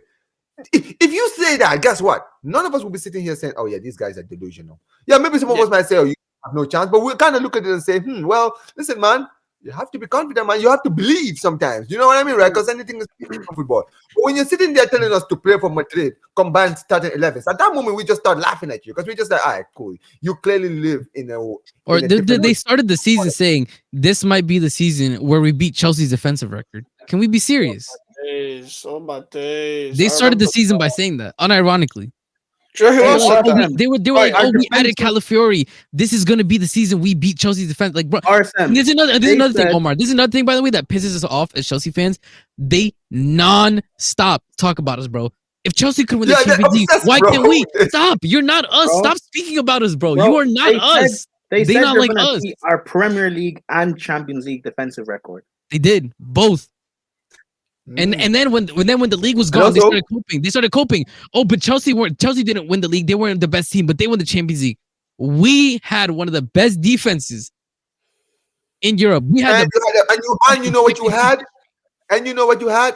You had a big game player up front who would step up in the big moments. Guess who was the big moment? We had Conte in the form of maybe one of the best CDMs to ever play the sport. That's how Conte was playing. And that's the thing, isn't it? Bro, even the team that won the Champions League in 2012, you guys had Lampard, Terry, Drogba, and all those guys. Come on, man. Why is everyone like that team with the team of bums? What's that? Bro, I know, exactly. And this is the thing, Arsenal, you had that team too. Henry went to the final. He choked. What do you want us to say? We had Drogba. He did not choke. He showed up in the big game. Oh, since we're just bringing up receipts and stuff, thank you for bringing up the Henry thing. Exactly. Who passed to Valdez, bro? Who did it? Who gave the straight pass? Another receipt I have about that whole Henry thing. Thank you for bringing that one up. But first of all, Omar, share screen, please. All right, let's run it, man. I will. You know what it is, bro? This is what. Go ahead. Is it shared? Yeah. Yeah. Cool. When it comes to player discussions, are trophies overrated? Because Scott Carson has 11 trophies and played 108 minutes. Scott Carson, bro. Don't pretend like you even know who that is. No. This is why I bring this to the topic. Surely Scott Carson has 11 top league trophies. That doesn't make him a better player than Harry Kane, who has 0. Dude, what are you talking about? I'm not even gonna respond to this. Oh my god. No, because people weight trophies so heavily. Wait, Gal, please don't tell me you think Scott. Oh, what did I just do? You can see what you're doing. All right. Yeah, you when you let me know. But listen, let's just talk about that point, okay? This guy wants to use Scott Carson as an example. Okay. How about someone like Matt Letitia? How many trophies did Matt Letitia win in his career? Does he even know who Matt Letitia is? He probably doesn't. Nah, what Igal is trying to say is that like and this is what people do when they don't win trophies. Like Spurs fans do this a lot with Kane. Spurs fans will say, "Oh, but why isn't Kane one of the best because he hasn't won trophies?" Oh, by that logic, are you saying Wes Brown's the best center back to grace the Prem? No. Like people will use some shit player that's won a lot of trophies to try and prove their point. No, that's not the point we're making. But you're a great player. And also, can I just say this, Prime? Here's the funny thing about your point, right? This is what I've always said. If you say that Harry Kane is the best striker in the world, if you're a Spurs fan, you say Harry Kane is one of the best strikers to ever play in the Premier League. Okay, bro, which strikers are we compare him to? Okay, and then you say who will you mention? Who would they mention? Who do you think Spurs fans will mention would be in the same conversation with Harry Kane as the best strikers in England? Let's talk about those players. Right now. Of all time, like if they say the Premier League era, he's one of the best. I'll mention Drogba. I'll mention Kane, or not Kane. I'll mention Drogba and Shearer. Henry. Okay, they mention Henry. They will mention Drogba. They will mention what's his name? Andy Cole, Dwight York. All these guys, right? Those are the players they would compare Harry Kane to. Okay, here's the thing. Let's talk about all those players. You know what those players have that your striker doesn't have? Do you want to know why those strikers are considered the best in Premier League history? You know why someone like even Shearer, who didn't win any trophies with Newcastle, is considered the best striker of the Premier League era? Even he won a Premier League title. That is the difference. The guy won trophies. You understand what I'm saying, right? This is the issue with what this guy seems to not understand, right? It's not about players sometimes, but we get it. Some players, they win so many trophies because they're in and around winning teams. That's true. But here's the thing. I said this before. The problem is you, Egal, will remember the team that you guys have now. But in 10, 12 years, if this team doesn't win a trophy, you're the only guy that's going to remember this team. Nobody else is going to remember this team. You want to know why? Because there are going to be some great teams to come in the future who are going to replace how good this team was. You understand what I'm saying? And this is what sometimes people don't understand. I said it before. I'm like, you know what's funny? RSM. People don't remember the Pochettino team of 27 from like 2015 to like 2019. That team beat Madrid. History, man. That team beat Madrid in the Champions League. That team finished second back to back, right? They were unbeaten and in the White Hart Lane a whole season, right? They had so many records in that team. That team was looking scary. There was a point, bro. They were like one of those teams you did not want to see in the league. You understand what I'm saying, right? Yeah. But you know what the problem is, Mikes, right? At the end of the day, that team didn't win a trophy. That's why everyone forgot how good that team was. Because it's trophies at the end of the day that cements how good you are. The reason why people always talk about the Invincibles, they always talk about that great Wenger Arsenal team, is because that team won 3 league titles. That team won Invincible. That team won the league in White Hart Lane. That team won the league at Old Trafford. That is how those teams are goated. That's how those teams become goated. The reason why Barcelona's team was considered one of, if not the scariest team of all time, is because from 2008 to 2012, that Pep Guardiola team, right, we dominated not just Spain, but we dominated Europe. Even in years we didn't win the Champions League, teams were scared to play us. Nobody wanted, like, the only team that ever gave us a worry in the Champions League around that time was Chelsea. Apart from Chelsea, nobody else wanted to see us in the Champions League. You understand what I'm saying? But why is that the case? Because we won the treble. We won 6 trophies in our first year under Pep. 6. The only team to ever do this stuff. The first team, I think, to do it. Right? Every single tournament we went to, we won. You understand what I'm saying? Right? And then, a few years later, we won the Champions League at Wembley against United. One of the greatest finals, one-sided finals that people remember. Right? Yeah. But it's because of these trophies that team is forever remembered as one of, if not the greatest team of all time. When you talk about the great Real Madrid teams, the Madrid team where we saw do the 3P in the Champions League, right? That team is goated. Why? Because they won 3 Champions Leagues in a row. If they didn't win 3 Champions Leagues in a row, they wouldn't have been compared to the greats of Real Madrid, because Real Madrid have so many greats as far as teams are concerned. But that team, that 3P team, is considered one of the greatest teams. Why? Because they did it. It's trophies. Like, this is what sometimes a guy doesn't realize. Just because you know these players and how good they are. Right. Yeah, I'm gonna say my last comment because I gotta leave after this. But what I will say on this conversation, especially because the gal I think spoke about players, right? When you compare players, why do trophies matter? I'll explain why, right? Because he's speaking about a player who contributed nothing to winning the trophy, right? He kind of just rode a successful team and then won the trophies. It is different when we're comparing players, right? When you start talking about this player directly led to this team winning this trophy, right? Like, oh, during the Champions League run, this player scored, every single knockout, or he scored in this important game, or scored in the final, right? Versus a player who did not do that. It's the same thing. Kane was in that Champions League final. Kane was in positions to win trophies, and it is on his own back and his failures and his inability to show up that he didn't win it. Or you look at somebody, for example, like Samuel Eto'o. Some people rate him super highly because of the fact of what he won. Even though you could make the argument that there were strikers who had better ability than him, right? Who are better at different things than him. One thing you cannot argue with is how effective a player is in showing up in moments, right? Which is why, for example, I'll say that there's just like when you start comparing players as to who's better, who's the greatest, you start putting these conversations, you need to bring up trophies. It is what it is, especially when these players directly contributed to winning trophies for their team, right? And it is what it is. Like, nobody necessarily rates a player who won a trophy on the bench. The Drogba Eto'o thing, right? Like, you remember back in the day, people used to bring the Drogba Eto'o conversation. The reason why a lot of people think that Drogba is better than Eto'o, and a lot of people debate it, but a lot of reasons why people peep towards Eto'o is because at the end of the day, Eto'o won with his country.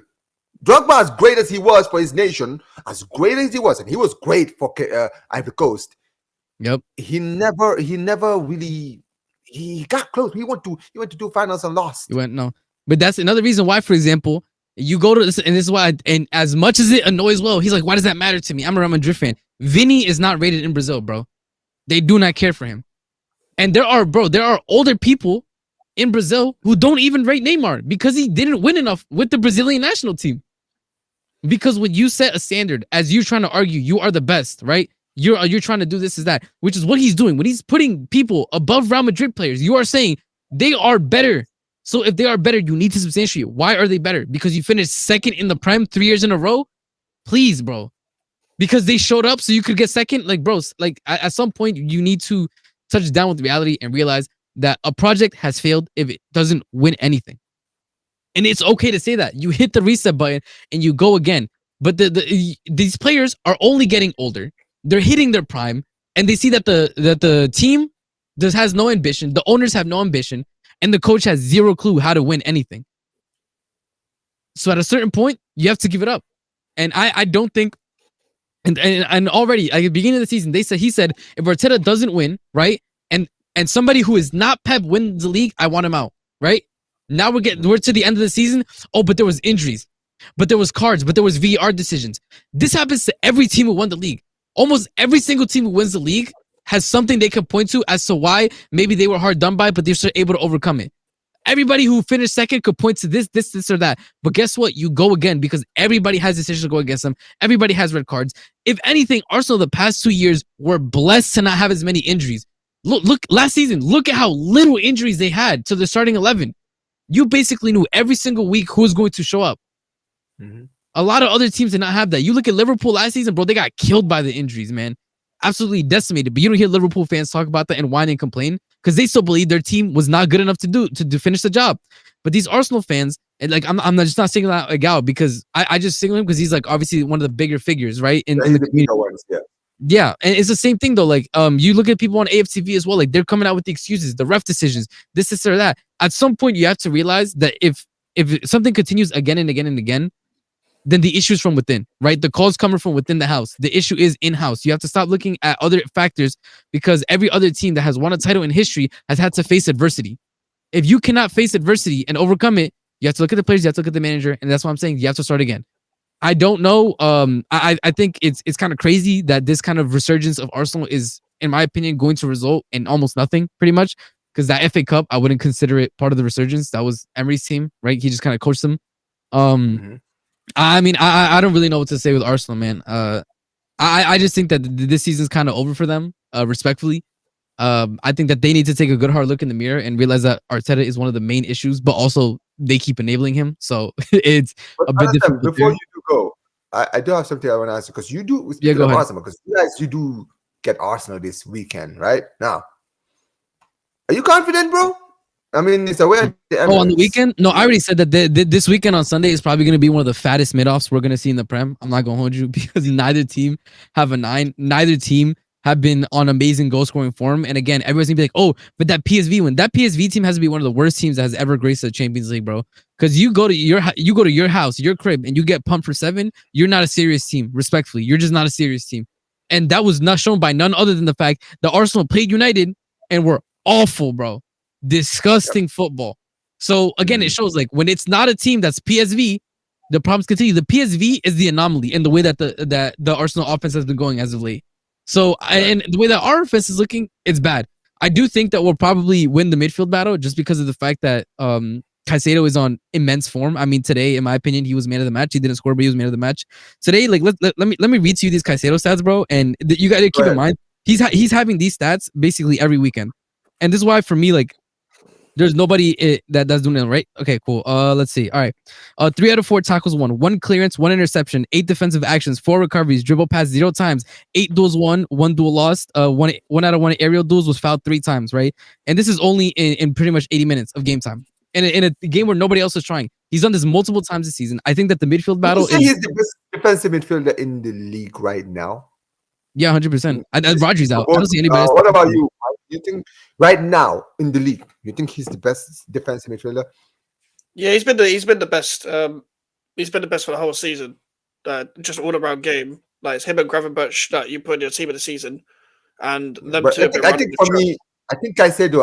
I'm not gonna lie, because as much as I rate Gravenberch this season, right? Because they're Caicedo's better overall. But I just think with Caicedo, right? This is the thing.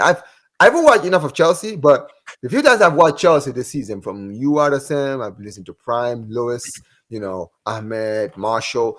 You guys always talk about Caicedo. Like everybody else gets cooked apart from Caicedo. Even in games where you lose, Caicedo is like the only one that actually leaves the game where you're like, I mean, I guess Enzo as well will also like not get a lot of criticism, but yeah, Caicedo he's that guy, man. Like, I'm not gonna lie. Like, bro, it's crazy, man. That heist on Liverpool, man, that was a stroke of genius. Because imagine if Liverpool had Caicedo in that midfield. I don't want to imagine that. That would have been horrifying, bro. That league would have been locked up. That would forever ago.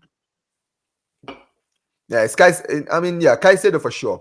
I mean, this is the thing. I feel like maybe if you guys are in the Champions League next season and you start playing well in Europe, I feel like Caicedo's stock will go a lot higher. You understand what I'm saying, right?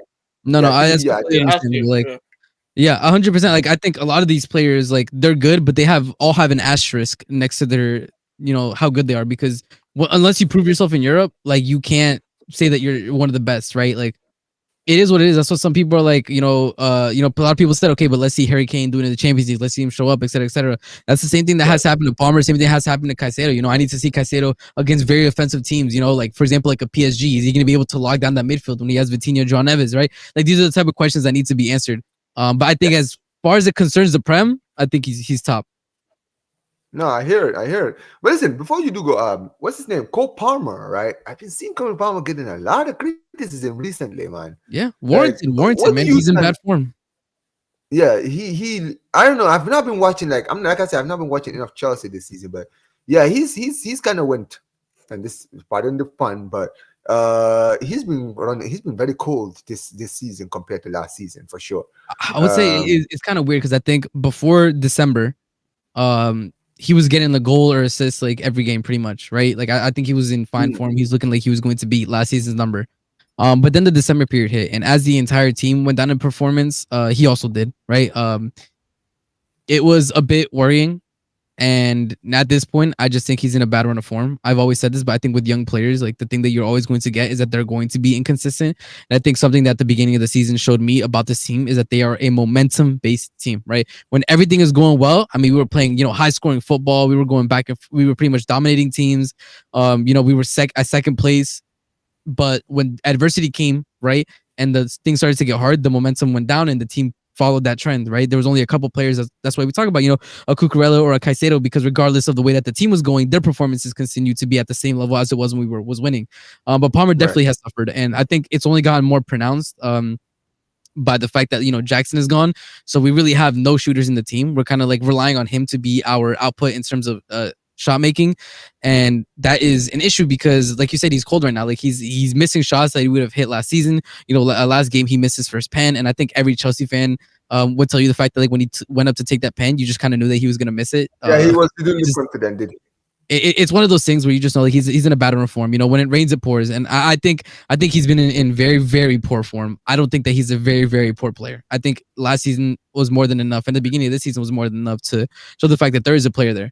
But he needs to overcome this hump. This is something that he needs to, he needs to beat his own demons pretty much, because he still shows those glimpses even in the bad run of form that he's had. I think he's been leading the expected assists, you feel me? And I think big chances created. He's so top of the list in the Prem in terms of big chances created. So when I look at those stats, I'm like, okay, I understand that the team is failing, right, in terms of finishing the chances that you're creating. However, like there's no forgiving the fact that there was times that he was through on goal and just didn't put the ball in the back. He was too rare. Got you. But listen, guys, link to RSM's channels in the title, guys. To Ballers SC, you guys will see his channel, guys. He's on the road to 1K subscribers, guys. Make sure you guys go subscribe to his channel, guys. He's trying to get to it, guys. Make sure you guys go help my guy every single time. But I appreciate you for turning up, man. And listen, man, good luck this Sunday. Sunday, right? You guys are playing Sunday. Yeah, Sunday. Listen, man, I think the whole footballing world wants Chelsea to win. I'm not gonna lie. We all want to see the Arsenal meltdown. I mean, oh yeah. Listen, man, I'm not gonna lie, man. I love Northside, but dude, Jesus, I mean, a garden. I mean, I don't know what he's been saying recently, bro. I'm sure he's been very very vocal recently. But yeah, I mean, listen, man. But yeah, make sure you guys go subscribe to my guy RSM and help him reach 1K soon, guys. All right, guys. Well, yeah, appreciate you, RSM, for turning up, man. Every single time, bro. Big up, man. Big up. Take care, guys. But yeah, Mikes. We're just gonna touch into West Ham before we do close out. Obviously, you guys were the last team to play this week. You played on Monday against Newcastle, and obviously earlier this season, funny enough, you guys actually beat Newcastle at the St. James's Park. But I mean, you guys unfortunately did lose the game 1-0. What did you think of the performance, man? The performance was terrible, but people are acting like it's the manager's fault every single game. And the problem is this team is better on transition, not in possession. Like, we're trying to play in possession a lot more because that's what Potter wants. I don't think West Ham fans are ready for it, but it is what it is. I think the Arsenal game showed that all these players, that the current personnel in our squad, are much more suited towards a transition game. That's why you saw Kudus actually turn up. That's why you saw like Alvarez and Ward-Prowse turn up. That's why you saw Bear players turn up that haven't turned up in a while.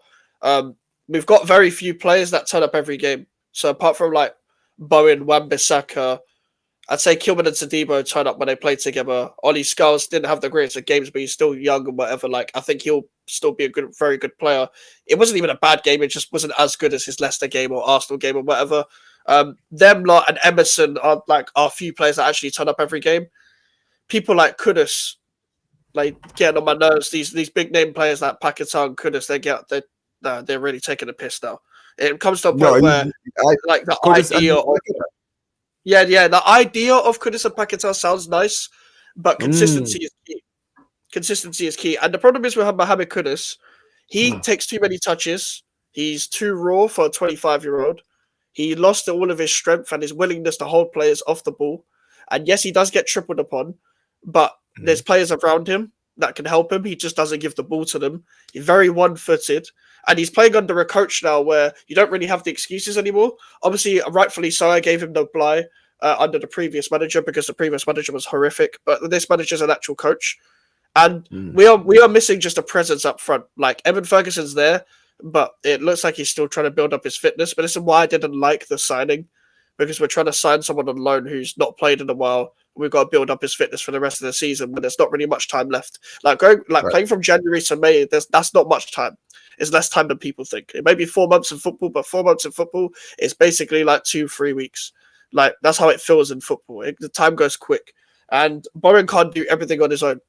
And we tried to play more in possession. We actually outplayed Newcastle in certain parts, but at the same time, you got to create more. And when you do create, you got to finish. Outside of Jared Bowen, I don't know where goals are coming from. Like we beat Arsenal because they dedicated a lot of bodies forward, and we just attacked space, and we beat them. We beat Leicester because Leicester are genuinely horrific. Like they're hopeless. We didn't beat Newcastle because Newcastle just got the job done. They put one bit of quality in the box and they finished it. We didn't. Right. Simple as that. And that's the problem outside of Bowen. We don't have any final third quality. We don't have anyone that's going to run in behind apart from Jared Bowen. We're missing that heavily on the left-hand side, especially with Somerville injured still till this day. And that's the thing. Wow. We've only got one piece of the front three, which is Jared Bowen. We need a proper striker. We need a left winger. And to be honest, Potter just needs his players. Like I'm expecting a much better West Ham next season and next summer. But that's why I haven't even though obviously I was gassed to beat Arsenal because it's Arsenal, I wasn't saying that West Ham are back. West Ham should be going to West Ham are doing this. You're just happy for the moment because you just beat Arsenal. Yeah. I've maintained for the whole time when the loss to Chelsea, win against Arsenal, whatever result it's been, that the rest of the season's pre-season. We kind of just got to end on a good run of form, etc. The max we're finishing is 12th. The max you can finish right now for West Ham United right now is probably 12th, and we're probably not going to finish there. I'm not looking at league position when it comes to Graham Potter. I'm not going to blame a man who's not had a pre-season and taken over a squad that was literally managed by Lopetegui and David Moyes, which is a complete shift from one style of football to the other style of football. So this is his pre-season. See who's ready. Then you've got your own pre-season and the transfer window, and then next season I will judge you. It wasn't like a. It's not like I'm going to defend anyone blindly at this club. Everyone knows me. Anyone can get cussed. Yeah, anyone will get criticized at the club. So next season, I'll call out some red flags and stuff. But for now, I get it. Like the squad's horrible. The midfield stinks. We need midfielders. I'm begging for midfielders. I need proper technicians. I don't want to see headless chickens constantly at my club just trying to combine with the ball all the time, and they're just passing the ball out of play, and they're just getting yellow cards all the time needlessly. I want to see better players in the summer. No, I hear it. I mean, listen, man. Who are you guys playing this weekend? Everton away. We've got David Moyes. Ooh, oh my goodness gracious me! Oh, I see. Oh wow. Well. Yeah, listen, man. It could be the week of hell for you, man, if you guys lose to David Moyes, man. The English media would have a field day. They're gonna have it because they already hate West Ham fans for wanting him out. So if we lose to Everton, they're gonna hype it up like Jesus just came back to life, bruv. That's how they're treating David Moyes. That is how they're treating David Moyes. Like God is managing Everton. That is how English media are treating it because he's got so many friends in the media. And I'm pretty much prepared that we're going to lose because we don't do well against Everton anyway. Right. But by the way they play, with the way we're at right now, I can see us losing that game. And I can see the English media having a field day with it. That means I'm just going to have to make a couple of videos cooking some people in the media. But it is what it is. Hey, man. We'll be here for it, man. But listen, guys, make sure you guys go subscribe to Mike's channel. I'm sure he's going to do a match reaction after the game. Listen, man, hopefully you guys do get the win because at this next week on the True Ballers FC you will be in a very good mood after beating Moyes because we all know how you feel about Moyes. But yeah, man, listen, guys, we're gonna close out. We're gonna close out now. Big up to every single one of you guys watching. Big up to all my guests, man, like Prime, Addison, and Mike's for being here, guys. We didn't do a True Ballers FC last week, like I said, man, but I'm happy that we're back this week. We're probably gonna have a better panel next week. But listen, man, appreciate every one of you guys who stuck around from the beginning to the end, guys. This will redirect you guys to Zia Talk, who's doing the heavyweight show on this channel, guys. Make sure you guys go out there, put Omar BYT rate in the comment section. Make sure you guys like the video, subscribe to the channel. Big up to my guy Mike's every single time. And yeah, man, take care, you guys. Peace. I'm so tired.